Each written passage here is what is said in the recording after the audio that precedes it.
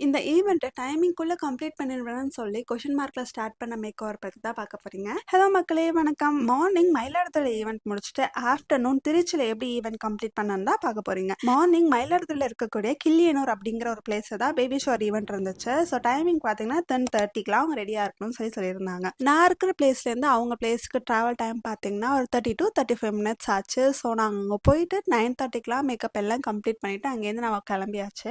விடிய காத்தாலன்றதுனால அவ்வளோ கூட்டம் இல்லை போல. இந்த ஈவெண்ட் முடிச்சுட்டு வீட்டுக்கு போகிறதுக்காடி டைம் பார்த்தீங்கன்னா 10:15 கிட்ட ஆயிடுச்சு. 45 minutes ட்ராவலுக்கே போயிடுச்சு. நாங்கள் வீட்டுக்கு போயிட்டு அவங்களுக்கு தேவையான மேக்கப் திங்ஸ்லாம் எக்ஸ்சேஞ்ச் பண்ணி வச்சுட்டு நம்ம இங்கேருந்து கிளம்பும்போது டைம் பார்த்தீங்கன்னா 11:30 கிட்டே ஆயிடுச்சு. இந்த டைம் கேப் எதுவுமே வேணாம்னு சொல்லிட்டு ஃபர்ஸ்ட் டைம் பஸ்ஸில் ட்ராவல் பண்ணி போகலாம் அவ்வளோ லாங்குன்னு சொல்லி டிசைட் பண்ணி கிளம்பிட்டோம். ஸோ ட்ராவலுக்கு பார்த்தீங்கன்னா கரெக்டாக 3 hours கிட்ட ஆயிடுச்சு. நாங்கள் டைம் ஆகிடுமோன்னு சொல்லிட்டு ஒரு நிமிஷம் கூட வேஸ்ட் பண்ணாமல் அங்கே போயிட்டு பார்த்தா கிளைண்ட் வரவே இல்லை. 45 minutes போல் அவங்க லேட்டாக தான் வந்திருந்தாங்க. சரி, நான் அது வரைக்கும் நாங்கள் அரேஞ்ச்மெண்ட்லாம் பண்ணிட்டு அங்கே வெயிட் பண்ணிட்டு இருந்தோம். 6 மணிக்குள்ளே எப்படி அந்த மேக்கப் நம்ம கம்ப்ளீட் பண்ணுறதுன்னு சொல்லி ஒரு பெரிய கொஷின் மார்க்கில் தான் மேக்கப்பே ஸ்டார்ட் பண்ணேன். பட் இந்த கிளைண்ட் என்கிட்ட சொன்னது, அக்கா நீங்கள் பொறுமையாகவே பண்ணுங்க பார்த்துக்கலாம் அப்படின்ற மாதிரி சொன்னாங்க.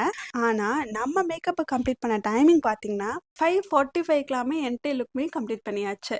இவங்களோட ஃபுல் லுக் எல்லாமே அப்கமிங் வீடியோஸில் வரும், செக் பண்ணி பாருங்க. So this is how I manage 2 event வேறு வேறு பிளேஸில். நெக்ஸ்ட் டேல வந்து பார்க்குற வரைக்கும் பை கைஸ்.